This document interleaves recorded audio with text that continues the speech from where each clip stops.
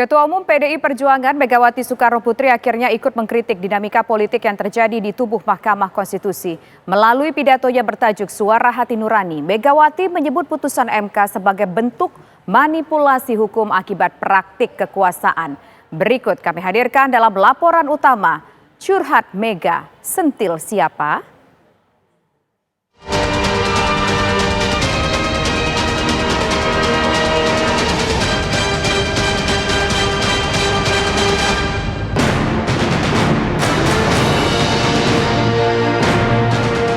Yang terjadi di Mahkamah Konstitusi akhir-akhir ini telah menyadarkan kita semua bahwa berbagai manipulasi hukum kembali terjadi. Itu semua akibat praktek kekuasaan yang telah mengabaikan kebenaran hakiki politik atas dasar nurani.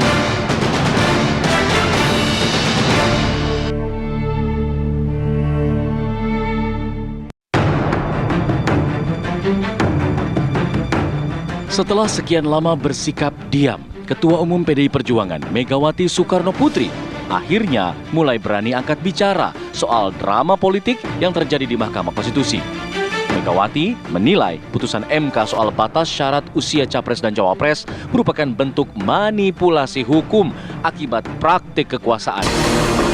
Pidato politik bertajuk Suara Hati Nurani yang dibawakannya seakan-akan menyiratkan amarah dan kekecewaannya. Namun tidak seperti biasanya, pidato Megawati kali ini terkesan tidak meledak-ledak dan justru lebih tenang. Apa yang terjadi di Mahkamah Konstitusi akhir-akhir ini telah menyadarkan kita semua bahwa berbagai manipulasi hukum kembali terjadi. Itu semua akibat praktek kekuasaan yang telah mengabaikan kebenaran hakiki politik atas dasar nurani. Rekayasa hukum tidak boleh terjadi lagi. Hukum harus menjadi alat yang menghadirkan kebenaran. Hukum harus menjadi alat mewujudkan keadilan. Hukum harus menjadi alat mengayomi seluruh bangsa dan negara Indonesia. Jangan biarkan kecurangan pemilu yang akhir ini terlihat sudah mulai akan terjadi lagi. Gunakan hak pilihmu dengan tuntunan nurani. Pidato Megawati memang tidak secara gamblang menyebut Gibran Rakabuming Raka sebagai pihak yang diuntungkan dari keputusan MK. Megawati pun tidak menyinggung Jokowi secara langsung dalam pidatonya. Tapi anehnya, PDI Perjuangan justru berani memecat menantu Jokowi, Bobi Nasution, sebagai kadernya. Bobi dipecat karena tidak mau mengikuti aturan partai. Tidak disebutnya nama-nama anggota keluarga Jokowi, termasuk nama Pak Jokowi sendiri, sebenarnya seolah itu mengindikasikan bentuk kehati-hatian yang sangat tinggi dari Bu Mega, sekaligus juga PDIP, dalam merespon situasi politik saat ini.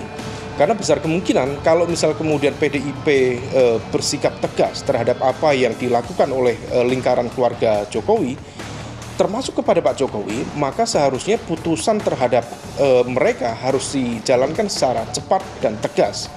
Sebagaimana putusan dari DPP yang diarahkan atau dialamatkan kepada kader-kadernya, kader-kader terbaiknya. Berbeda pilihan capres dan cawapres di internal PDIP saat ini memang membuat hubungan tak harmonis Jokowi Megawati terus menjadi isu liar. Apakah ini lantas menunjukkan tanda-tanda genderang perang sudah dimulai? Kalau genderang perang sudah digaungkan karena dengan anak Pak Jokowi yang berpasangan dengan Pak Prabowo, sementara PDI Perjuangan mendorong calon lain, itu genderang perang sudah dibunyikan. Yang sebetulnya ditunggu oleh masyarakat kan reaksi dari sang ibu yang di PDI Perjuangan setelah anaknya pindah perahu, gitu kan? Ternyata reaksi masyarakat, reaksi Ibu Mega tidak sesuai dengan harapan masyarakat. Jadi artinya Ibu Mega ternyata lebih memainkan peran sebagai ibu yang bijaksana, yang akhirnya justru mendapat simpati dari rakyat. Meski sudah ada sinyal pecah kongsi, PDIP tampaknya masih berhati-hati dalam bereaksi. Belum ada sikap tegas dari elit partai dan Megawati, bisa jadi merupakan strategi politik PDI Perjuangan untuk meraih simpati. PDI Perjuangan nampaknya membedakan antara langkah politik Jokowi, langkah politik Gibran Rakabuming Raka, langkah politik Bobi Nasution, bahkan langkah politik Kaisang. Jadi nampaknya sudah dipisah-pisah, ditelaah-telaah, kemudian diberikan level oleh PDI Perjuangan. Makanya yang kita lihat hari ini tampaknya juga tidak ada teguran keras kepada Pak Jokowi menurut saya, karena memang dipertimbangkan sekali oleh Bu Mega bahwa Pak Jokowi adalah salah satu kader PDI Perjuangan terbaik. Bayangkan kalau langsung keras Ibu Mega terhadap Pak Jokowi, pasti bereaksi pendukung Pak Jokowi. Tapi per hari ini yang lebih dizolimi citranya oleh masyarakat adalah PDI Perjuangan, karena masyarakat paham dan tahu serta ingat bahwa perjalanan politik Pak Jokowi hingga ke level puncak nomor 1 Indonesia itu dibantu oleh PDI Perjuangan dan Ibu Megawati Soekarno Putri. PDI Perjuangan tampaknya masih melakukan siasat untuk mengatur ritme permainan agar tidak salah langkah dalam menentukan arah politiknya. Inilah yang kemudian membuat belum ada sikap tegas kepada keluarga Jokowi yang sudah tidak sejalan dengan arahan partai. Ini adalah sebuah bentuk siasat, sekaligus juga strategi politik dari PDIP untuk mengatur ritme permainan supaya kemudian tidak bertabrakan secara langsung dengan kekuasaan. Karena kalau misal PDIP mengambil sikap tegas saat ini, maka harus ada konsekuensi yang cukup clear terkait dengan positioning politiknya. Apakah kalau misal status partai, petugas partai dicabut, maka dukungan politik PDIP yang selama 9 tahun terakhir ini dianggap sebagai pimpinan koalisi pemerintah, kemudian juga akan di-take down.